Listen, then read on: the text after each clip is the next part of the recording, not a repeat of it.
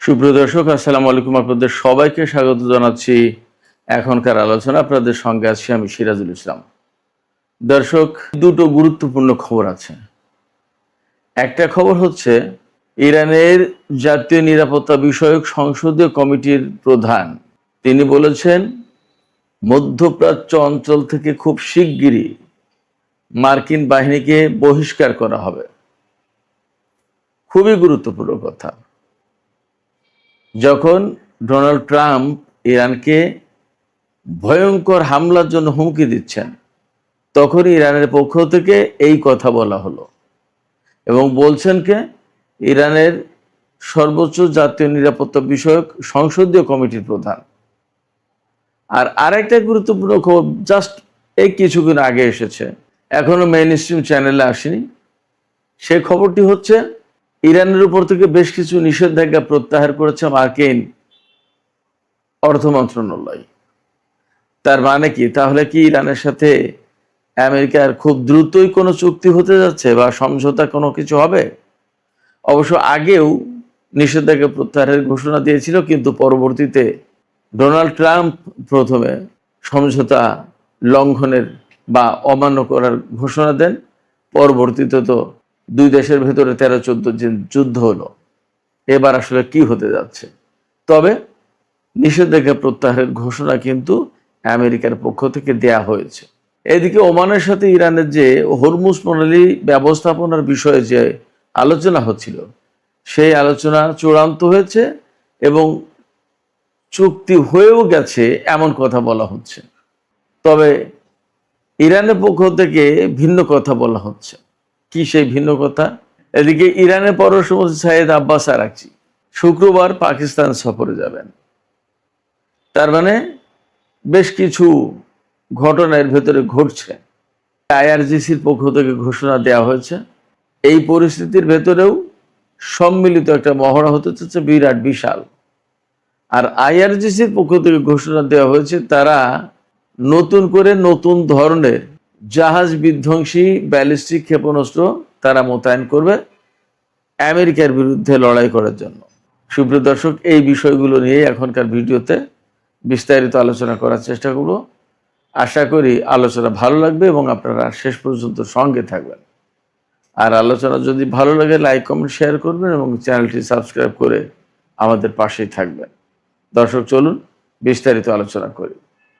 প্রথমে যে বিষয়টি আমি বলছিলাম, ইরানের জাতীয় নিরাপত্তা বিষয়ক সংসদীয় কমিটির যিনি প্রধান ইব্রাহিম আজিজি, তিনি বলেছেন, মধ্যপ্রাচ্য অঞ্চলে আমেরিকার যত ঘাঁটি আছে, সমস্ত ঘাঁটি থেকে মার্কিন সেনাদেরকে বহিষ্কার করা হবে।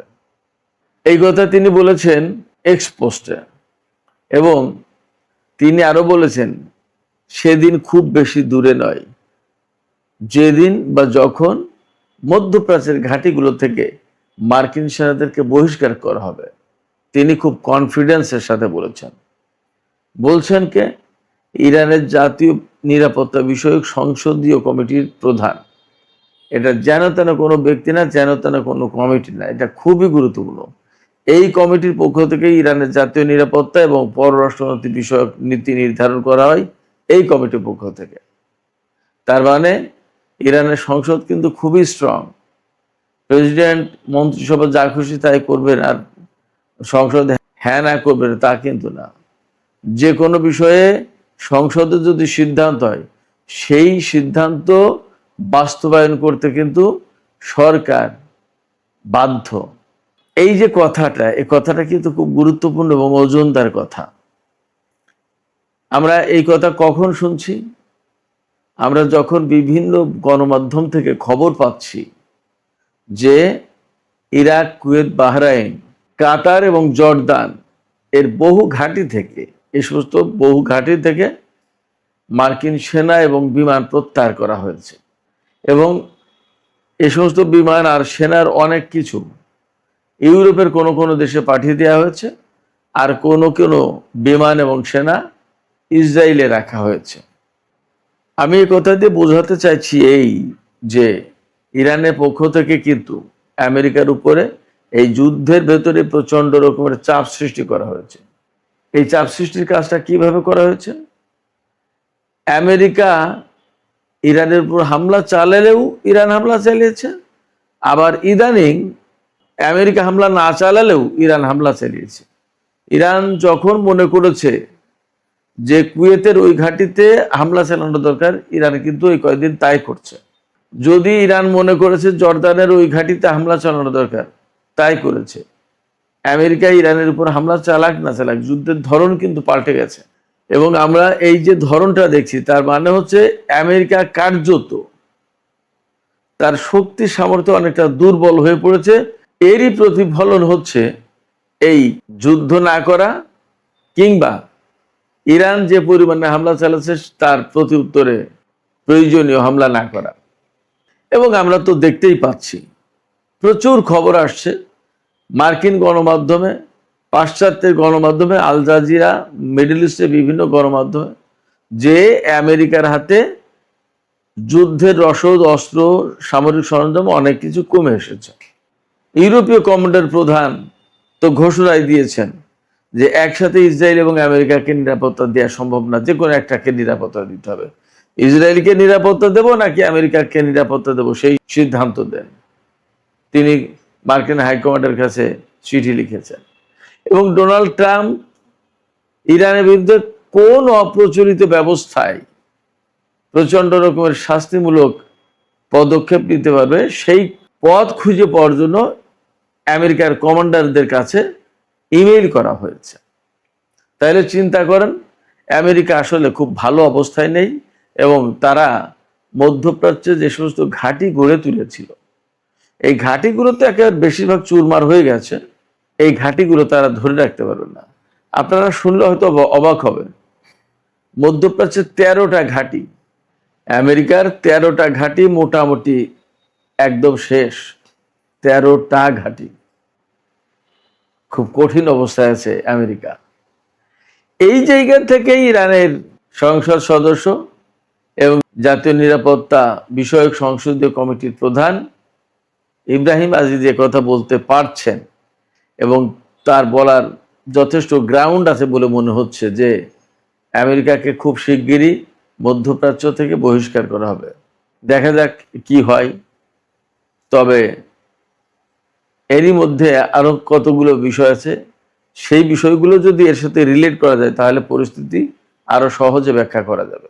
আমি আগেই বলেছি দুটো শিরোনাম, একটা হচ্ছে ইরান জুড়ে বিরাট বিশাল সামরিক মহড়া দিতে যাচ্ছে, নৌবাহিনী, বিমান বাহিনী এবং স্থল বাহিনী, সব বাহিনী সংযুক্ত থাকবে এবং যৌথভাবে মহড়া চালাবে। আপনারা চিন্তা করুন, যুদ্ধের ভেতরে সামরিক মহড়া, এটা সাধারণ কোনো ব্যাপার না, অনেক গুরুত্বপূর্ণ ব্যাপার। এবং এই মহড়ায় ইরান অনেক গুরুত্বপূর্ণ নতুন নতুন অস্ত্রের ব্যবহার করবে এবং বিপুল সংখ্যক ক্ষেপণাস্ত্র পরীক্ষা করবে, এমনটা ধারণা করা হচ্ছে, ব্যবহার করবে। অ্যাট দ্য সেম টাইম আইআরজিসির পক্ষ থেকে বলা হয়েছে তারা খুব শিগগিরই এমন জাহাজ বিধ্বংসী ব্যালিস্টিক ক্ষেপণাস্ত্র, এন্টি শিপ ব্যালিস্টিক মিসাইল, এটা মোতায়েন করবে খুব শিগগিরই। কেন মোতায়েন করবে? আইআরজিসির পক্ষ থেকে বলাই হয়েছে যে মার্কিন নৌবাহিনীর বিরুদ্ধে যুদ্ধের জন্য তারা এই ধরনের ব্যালিস্টিক ক্ষেপণাস্ত্র মোতায়েন করবে। তার মানে হরমুজ প্রণালী এলাকায় আমেরিকা যে অবরোধ আরোপ করে রেখেছে, এই অবরোধ ভাঙবে সামরিক উপায়ে ইরান। তার আগের খবর কি? তার আগের খবর ছিল আমেরিকা যে ভারত মহাসাগর বা ওমান উপসাগর এলাকায় যে সমস্ত জাহাজ মোতায়েন করেছে, সেই সমস্ত জাহাজ থেকে ক্ষেপণাস্ত্র ছোড়ার মতো ক্ষেপণাস্ত্র আমেরিকার হাতে নেই। তাহলে কি দাঁড়াচ্ছে? তাহলে দাঁড়াচ্ছে যে আমেরিকা আসলেই তারা অস্ত্র এবং সামরিক সরঞ্জামের ঘাটতিতে পড়েছে। এই অবস্থায় ইরান যদি প্রচন্ড রকমের শক্তিমত্তা নিয়ে আমেরিকার উপর সামরিক দিক দিয়ে চাপ সৃষ্টি করতে পারে, তাহলে হরমুজ প্রণালী থেকে আমেরিকা তাদের নৌ অবরোধ তুলে দিতে বাধ্য হবে। শুধু তাই না, মধ্যপ্রাচ্য অঞ্চলে যে সমস্ত ঘাঁটিতে এখনো মার্কিন সেনা মোতায়েন আছে সেই সমস্ত সেনা প্রত্যাহার করে সরিয়ে নিতে বাধ্য হবে। এবং আমি গতকালকে একটা ভিডিওতে বলেছিলাম, সম্ভবত এমন পরিস্থিতি হবে যে পুরো মধ্যপ্রাচ্য অঞ্চলের মার্কিন সেনা সদস্যদের তাড়িয়ে গুটিয়ে নিয়ে ইসরায়েলে জড়ো করবে। ওখান থেকে হয় তারা হামলার শিকার হবে, আর না হয় তারা সেখান থেকে চলে যেতে বাধ্য হবে জাহাজ ভরে ভূমধ্য সাগর দিয়ে, আটলান্টিক পাড়ি দিয়ে ইউরোপে বা আমেরিকায়। ইরান সম্ভবত এই ধরনের কোনো পরিকল্পনা করছে। এখন ইরান পরিকল্পনা করলেই তো হবে না, আমেরিকারও তো কিছু পরিকল্পনা আছে। কিন্তু আমরা এটাও দেখছি যে আমেরিকা কিন্তু মধ্যপ্রাচ্যে যে যুদ্ধটা করছে ইরানের বিরুদ্ধে, এই যুদ্ধে তাদের পরিকল্পনা কিন্তু খুব একটা কাজে লাগেনি। তারা কিন্তু এই পর্যন্ত বেসিক্যালি উইন করতে পারেনি, তারা লুজার, একথা বলতেই হবে। আজকেই পাকিস্তানের ডন পত্রিকা, ইংরেজি পত্রিকা ডন পত্রিকায় দেখেন কলাম লেখা হয়েছে, সেখানে বলা হচ্ছে যে ডোনাল্ড ট্রাম্পের এটাই অনুধাবন করা উচিত বা জরুরি যে তারা যে অপারেশন এপিক ফিউরি যেটা ইরানের বিরুদ্ধে চালিয়েছে সেটা ব্যর্থ হয়েছে, সেটা সফল হয়নি। অর্থাৎ 40 দিনের যে যুদ্ধ, সেই যুদ্ধে আমেরিকা যা চেয়েছিল তার তো কোনো কিছু অর্জন করা সম্ভব হয়নি। বরং উল্টো কি হয়েছে, হরমুজ প্রণালী আটকে গেছে।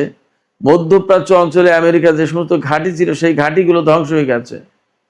মধ্যপ্রাচ্যে আমেরিকার যে মাতব্বরি ছিল, সারা বিশ্বে যে প্রভাব ছিল, সেইগুলো শেষ।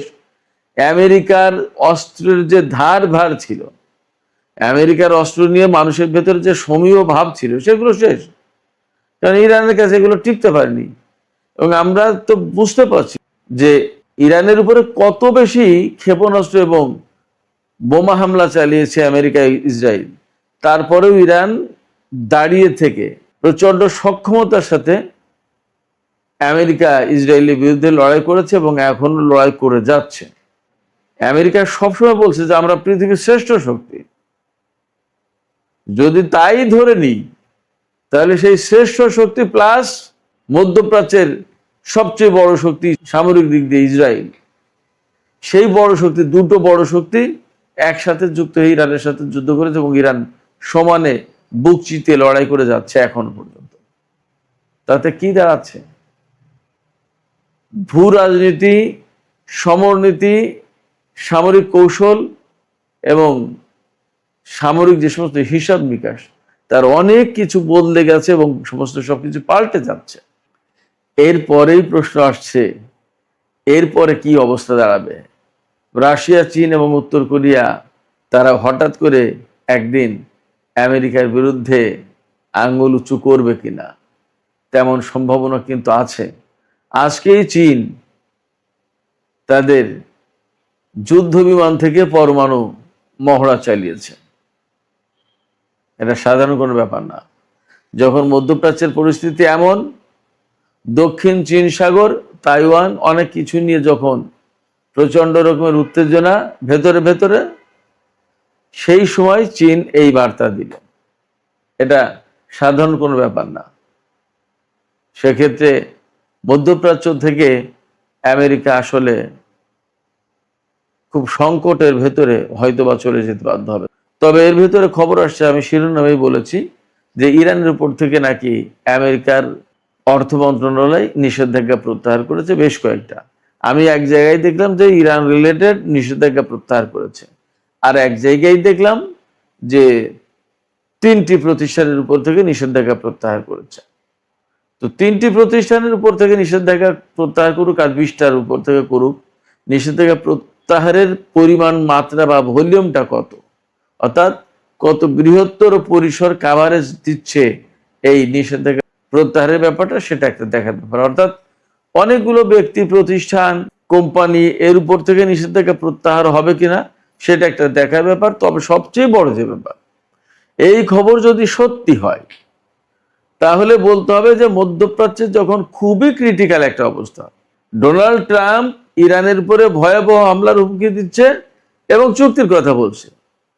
আর ইরান এবং ওমানের ভিতরে একটা চুক্তি হচ্ছে হরমুজ প্রণালীকে কেন্দ্র করে, এবং কাতার, পাকিস্তান, তুরস্ক, সৌদি আরব তারা চেষ্টা চালাচ্ছে ইরানের সাথে আমেরিকার কোনো চুক্তি করিয়ে দেয়া যায় কিনা, এবং বলা হচ্ছে একটা চুক্তি হয়ে গেছে, সেটা হয়তো দ্রুতই ঘোষণা করা হবে।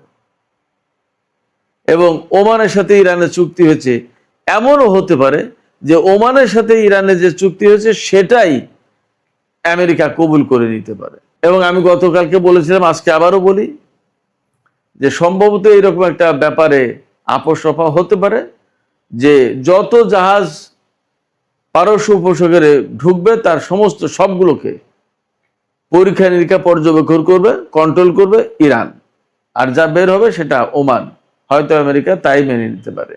কারণ বাস্তবতা হচ্ছে কি, আমেরিকা যত যাই কিছু করুক, যত হুমকি ধমকি দিক আর যত যুদ্ধ করুক, হরমুজ প্রণালী খুলতে পারেনি। তারা এসেছিল ইরানের সরকার পরিবর্তন করতে, তারা এসেছিল ইরানের পরমাণু স্থাপনাগুলো সব ধ্বংস করতে, তারা এসেছিল ইরানের সামরিক বাহিনীকে ধ্বংস করতে, ইরানে একটা সরকার প্রতিষ্ঠা করতে নতুন। এগুলো কোনো কিছুই তো হয়নি। এখন যুদ্ধ হচ্ছে হরমুজ প্রণালী খুলবে কি খুলবে না। যে প্রণালী আগে যুদ্ধের আগে খোলা ছিল, সেই প্রণালী এখন খোলার জন্য যুদ্ধ করতে হচ্ছে। বাট আজ 5 মাস ধরে যুদ্ধ করেও সে প্রণালী খুলতে পারেনি। এই অবস্থায় একটা চুক্তি করে এখান থেকে বাণিজ্য নিয়ে হয়তো সরে পড়ার একটা ব্যবস্থা করার চেষ্টা করছে আমেরিকার সরকার। এছাড়া তার সামনে বিকল্প নেই, লাভ হবে না খুব একটা, যা পরিস্থিতি দেখা যাচ্ছে।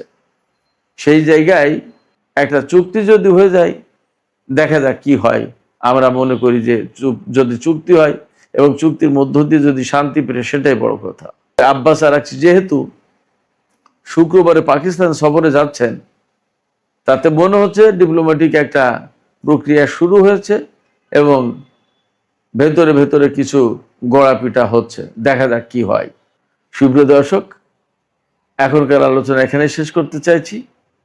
আপনাদের মতামত জানতে চাই, কি মনে হচ্ছে, কোন অ্যাঙ্গেল থেকে কোন দিক দিয়ে একটা চুক্তি হতে যাচ্ছে বা আদৌ হচ্ছে কিনা, কি মনে হয় আপনাদের?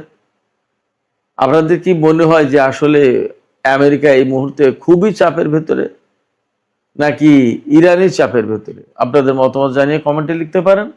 আর ভিডিও ভালো লাগলে লাইক, কমেন্ট, শেয়ার করবেন এবং চ্যানেলটি সাবস্ক্রাইব করে সাথেই থাকবেন। দর্শক, আপনারা সবাই অনেক অনেক ভালো থাকুন। আল্লাহ হাফেজ।